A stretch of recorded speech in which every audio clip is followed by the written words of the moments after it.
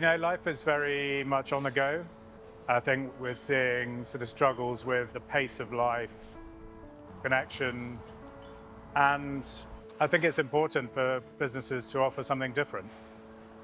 We want people to slow down a little bit when they come to us because we think if we do, they'll get a meaningful break in their day. My co-founder Ash, also my wife, we were traveling 13,500 kilometers through Africa, from East Africa all the way down to Cape Town. You would typically find very small fruit stalls and families who are selling fruit out of the back garden. And quite often they were very small, very rickety. The wood would have come out of the local forest. Extent of the fruit might be 3 mangoes and 2 pawpaws, but for us it was an absolute godsend. These farm stalls had warmth, hospitality and connection to the local area. The dream was, well, can we find a way in which we can add something new, contribute something different in the local environments?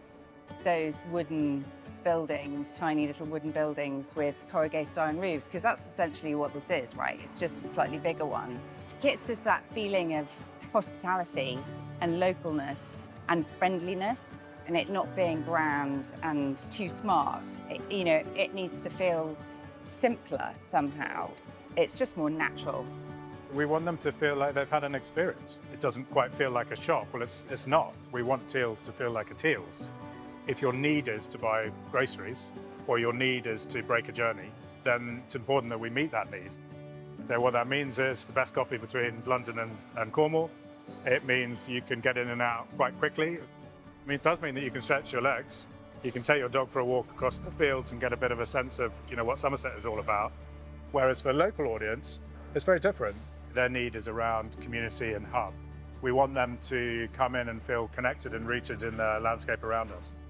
We want them to feel authentically that they're supporting local suppliers and producers and be part of the impact that we're looking to create as a business in every interaction that they make with us. That money that's being spent so carefully with us is being passed on just as carefully into the hands of our suppliers and producers in the fields around us.